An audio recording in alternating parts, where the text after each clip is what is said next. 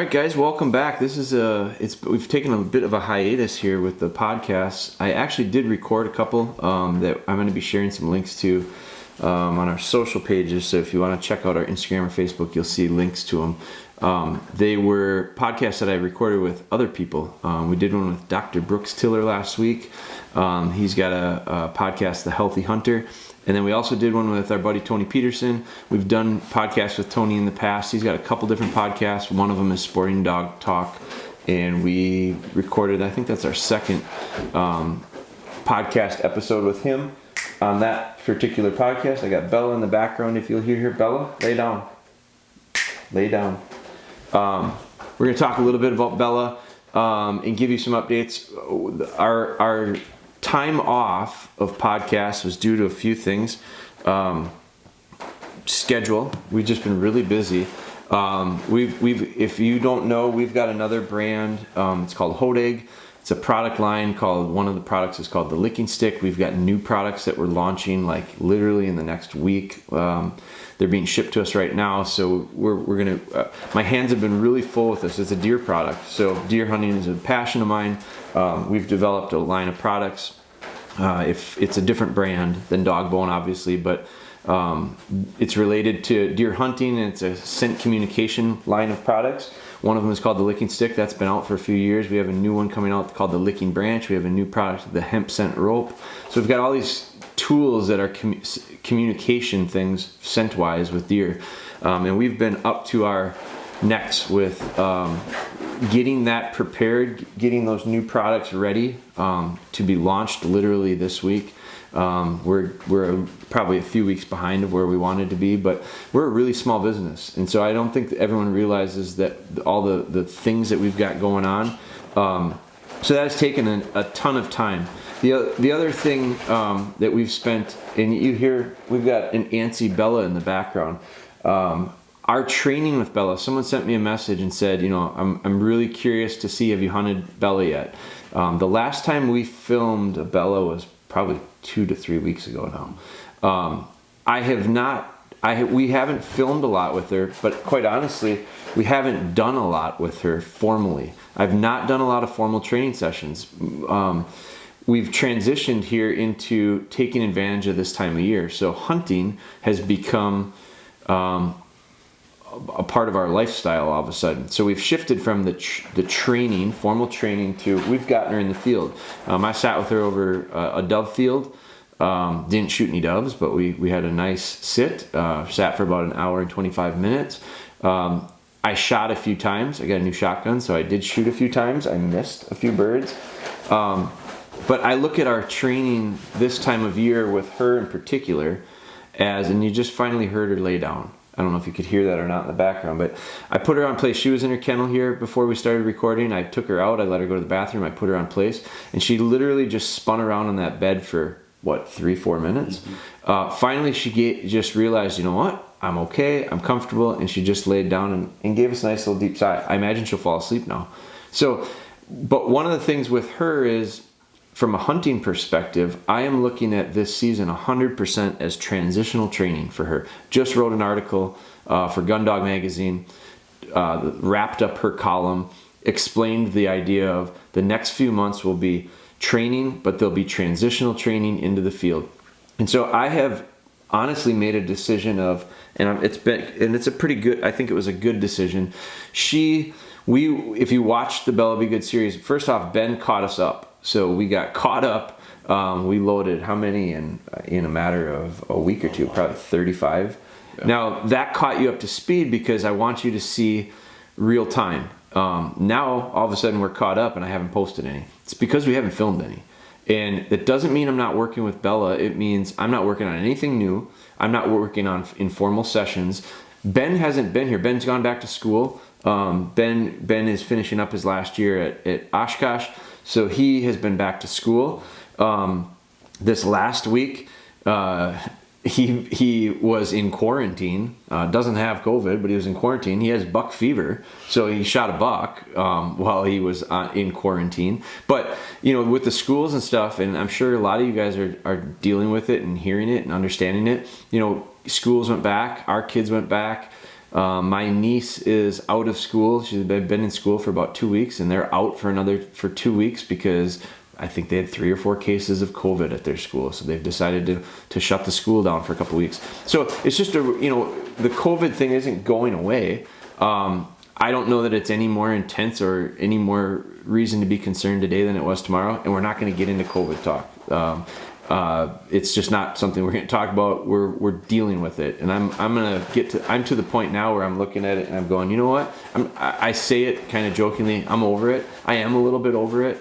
I'm not discounting the fact that it's a big deal. I'm saying it's time for us to continue living. I'm not pausing life anymore, and so we're just adjusting and adapting, and you do whatever you want to do. I'm not going to get in an argument with anybody about how you handle this thing. But from our perspective, it has affected things. Ben had through his house at college, and they're quarantined. So some guys have it, some guys don't. And so it is what it is. But that eliminated the opportunity for Ben to be here. It eliminated our chance to film. It eliminated our chance to record. So he's back. We're back. We're getting back into hopefully a routine now, both from a filming standpoint and a recording standpoint when it comes to the podcast and the series that we have going. I want to catch you up with Bella. So Bella's hunted a little bit. She dove hunted. Grouse hunting has been open for 2 weeks for us. Woodcock opened this last weekend. I've hunted her both of those weekends. She's done a fantastic job. One of the things that has stood out to me was her ability to be very easily managed in the field is super valuable. It 100% goes back to the foundation. It goes back to all the boring stuff we did for months with her. The hunting part, I've come to this realization. She's done a great job. She's put birds up for us. She's been under very good control. I was worried about how she's going to transition to birds because she really struggled to work through the excitement level of birds when we had all these pheasants around here. I would lose control of her pretty quickly. She has proven to mature out a little bit. I think she's growing up a little bit. I've backed off of pressure as far as the regiment of daily work and sessions. I realized quickly towards the end of the series, if you watch the Bella Be Good series, you'll realize towards the end there, I said, I'm just doing too much with her. I really feel like we're hurting our progress because I'm trying to get things done quickly. I'm trying to make sure we're so consistent that we're working every day and we're going to get this work done so that we can get ready for hunting season. And I finally said, you know what? It's too much and it's actually slowing us down. We took dramatic steps back. I'd work with her maybe 2 or 3 times a week formally. We would do some things in between. More like my older dogs though, where we'd actually go out and just go for a walk. It might take 45 minutes and I'd build in a retrieve or 2 for each dog. That became a more regular thing as opposed to 15 to 20 minutes of let's focus on developing new skills. The handling for her, I've decided she's got a good start. I'm going to take this little bit of a break for her. We're going to get into some hunting with her, and then I'll come back to it and polish it up. I know it's there. It's just not good enough yet. So in the field, I won't put her in position with expectations of asking dramatic handling from her. I'll have to be smart about that. We're going to duck hunt with her this coming weekend. Ben's coming with me. We got a really cool duck hunt set up. We are hunting with a friend of ours that I'm helping train a young pup right now. He's doing it. I'm just helping him, meet with him about once a week. His dad is the president of the Wisconsin Waterfowl Association. He's my neighbor, good friends of ours, and they've invited us to go on a hunt. They've got a little scrape that is on their property. It has a lot of ducks in it. They always get a couple good shoots out of it every year. We're going to go with them. One of the things that's really cool about it is normally I would say, you know what, I'm not that interested. I'd rather go up and I'd grouse hunt this weekend. If there was a good deer to hunt, I'd go over to our farm and hunt a deer. But I'm going to do this for a couple of reasons. First, they invited me and I'm really appreciative of it. Secondly, they are doing it a little bit differently. The dad is a carver. He's a duck carver. He's carved. I've bought a few pieces from him. I mean, he's really good. Like, he competes nationally and wins. He's good. Very talented, retired, passionate waterfowler, and a duck carving enthusiast. So he's carved a couple loons for my parents. They're just fantastic. So he they have decided, you know what, let's do this hunt. Had nothing to do with us. We just got invited into it. But they're going to do this hunt with all hand-carved decoys. So they're going to do it kind of throwback, kind of vintage style. He hand-carved every decoy for the spread. They are only going to hunt over hand-carved decoys on this spot. Now, this is their private little pond that they have. It's a scrape project, wetland scrape project that they put together. And so they're going to use these hand-carved decoys. It's going to be totally like throwback vintage type hunt. I have decided, I think it's awesome. I'm going to use my grandpa's Winchester Model 12. I've never hunted with it, never duck hunted with it. I got to shoot special shells through it. I mean, I looked up the serial numbers on it. It was made in 1926. So I've dug into, I've got a bit, I've been bit by the vintage shotgun bug the last few years. This was my grandpa's gun. So it means a lot to me, beyond that. But I actually dug into it and I realized this gun is super old. It's 94 years old. So made in 1926, gonna hunt with it. Ben's gonna laugh at me because he laughs at me when I bring my old beater pump to the duck blind anyway. This one's really gonna give him a chuckle. So we're gonna use this old gun. We're gonna use Bella. It's gonna be Bella's first time. She'll be the only dog working. Very controlled little setting. Ben's going to record it. Ben's going to also shoot and I'll record. We're going to hopefully put together a really good episode for Bella Be Good of her first hunt. It will not be perfect. I know she will make a lot of mistakes. It will be a lot of experience for the first time. I can't wait. And I can't wait to share it with you. It's not going to look polished. It's not going to look like a real seasoned dog. Well, guess what? It's her first hunt. It'll be her first duck hunt. So super excited about that. I like the idea. They like the idea of it because they go, you know what?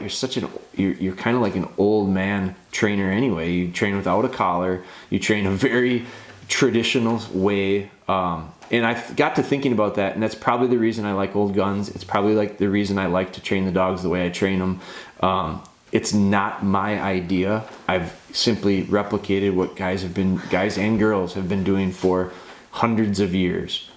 Developing these dogs a little slower, developing them a little more natural, tapping into and bringing out a lot of the inherent traits, not necessarily asking them to do things that aren't natural to them, not asking them to do things that are not realistic.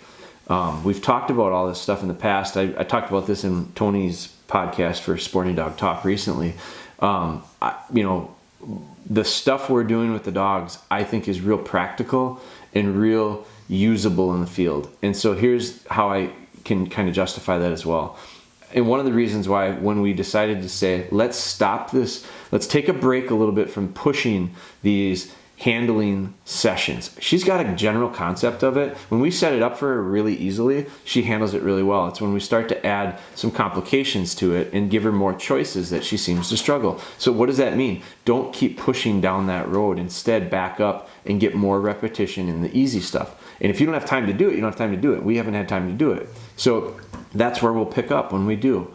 But we're not going to push forward and create frustrations on my end and her end and create confusion in the dog's mind. So what I realized was one of the things I think is going to be beneficial is getting into this transitional training is really allowing her to shine with her natural talent.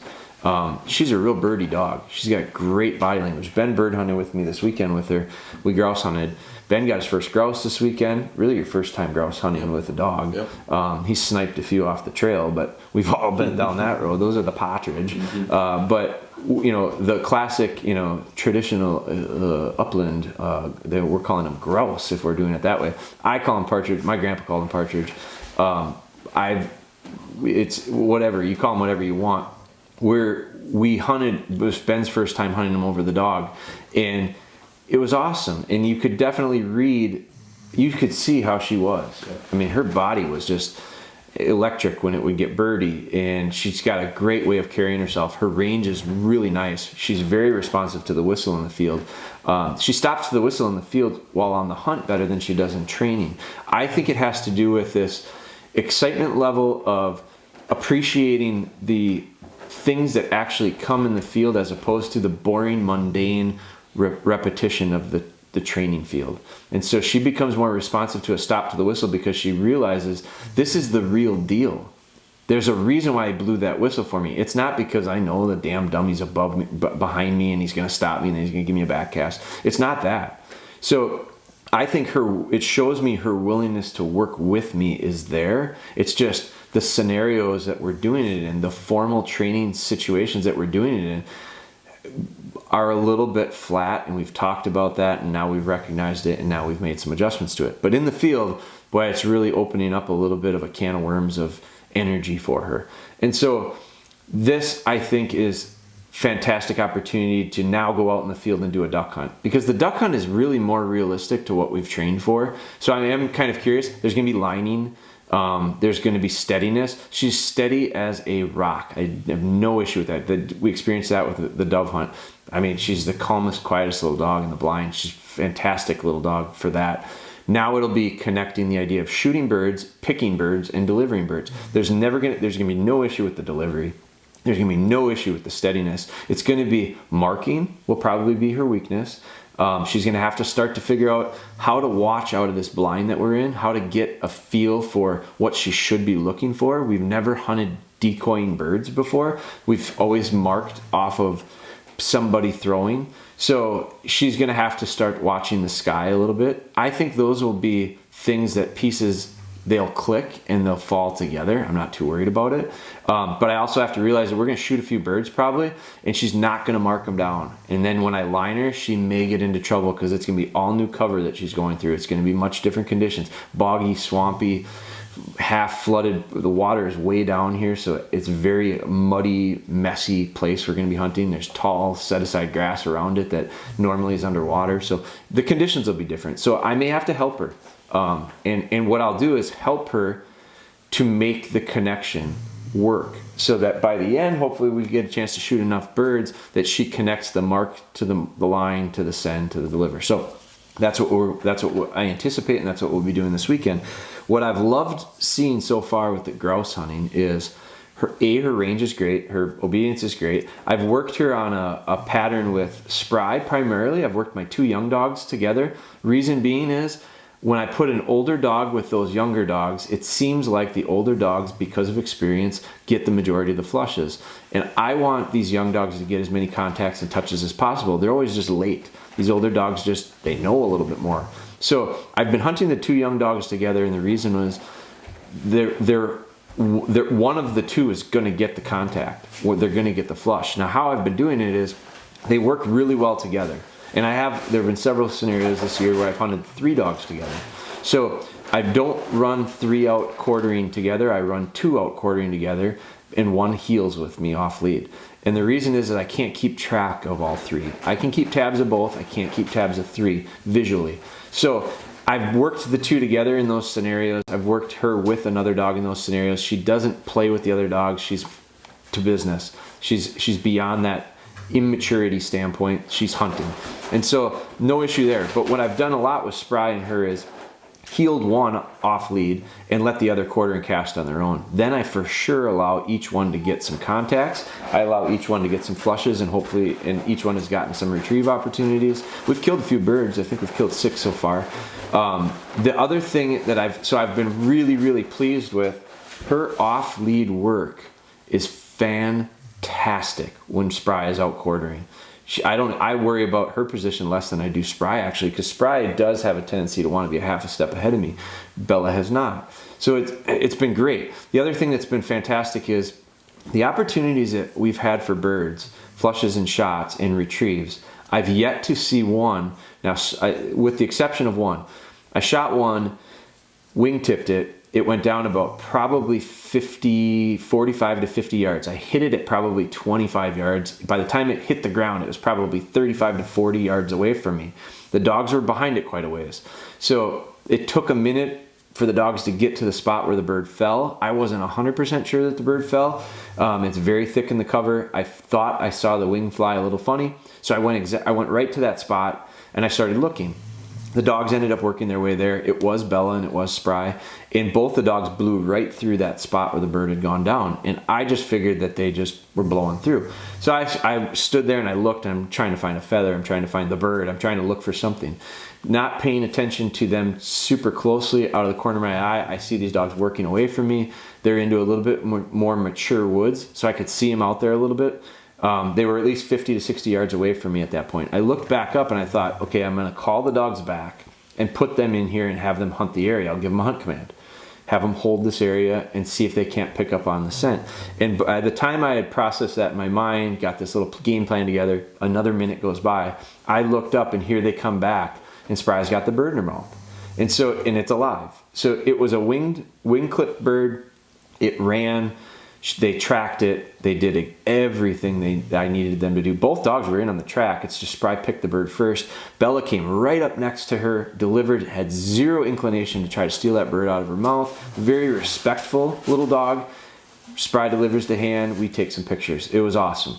And so one of the things, that was the most challenging bird we've killed yet. The rest have been not runners, and they've been down within 25 yards of me. So not all of them. Bella flushed one. Here's another Bella flush this weekend. So she flushed on Saturday. She put up a pair of birds.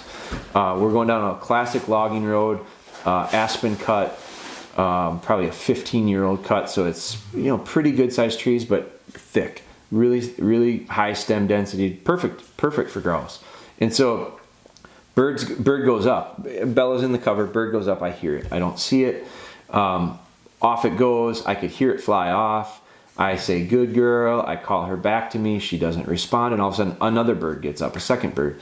And I shot that one. Bird went down.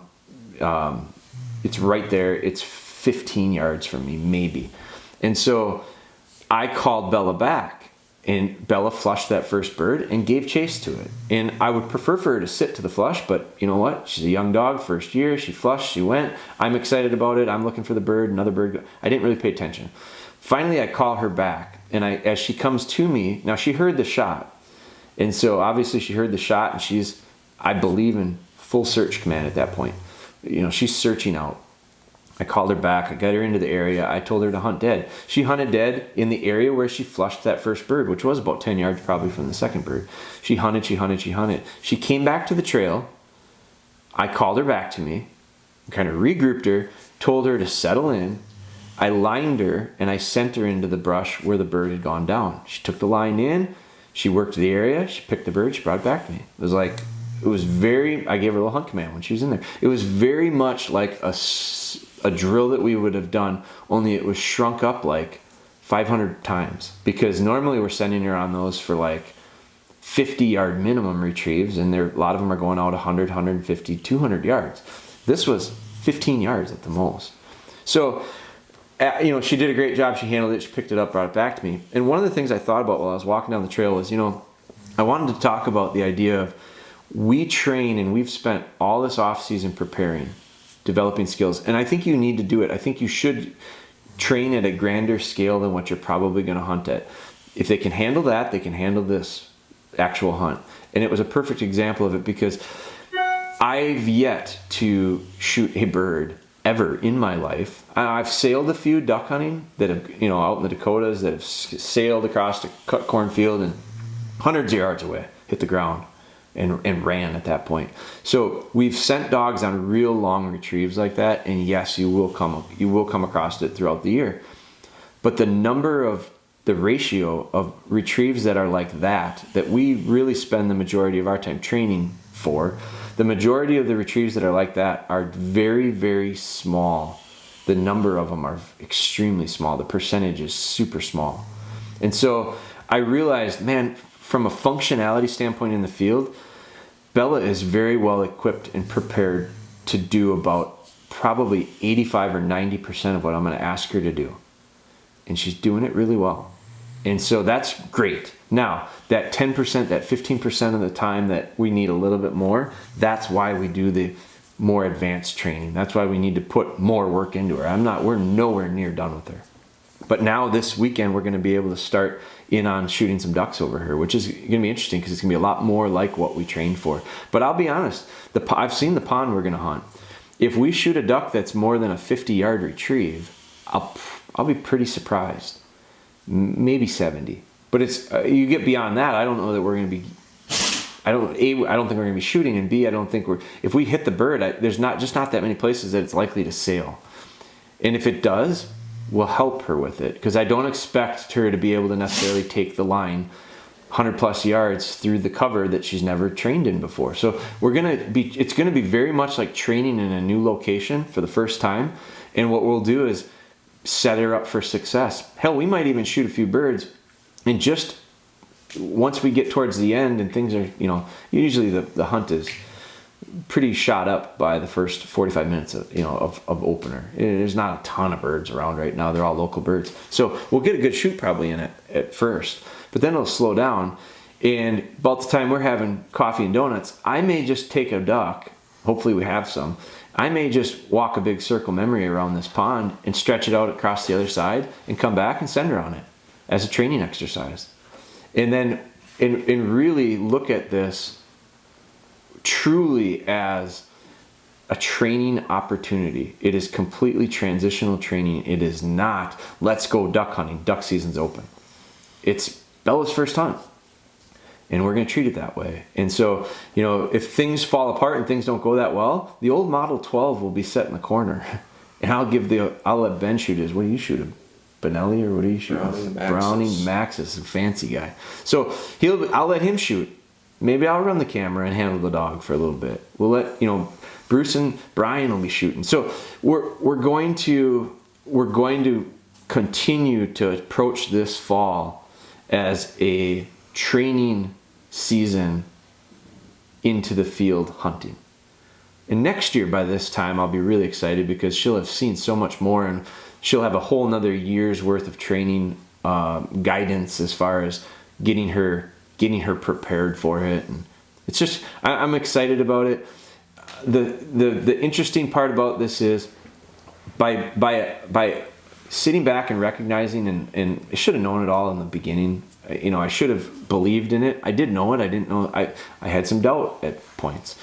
In my mind, right now, I'm right where I probably thought we would be. And so what we'll do is be okay with that and kind of enjoy that a little bit. I'm going to have a lot of fun with her now. And when it's like David Latham told me, when you're having fun, things are going to go good.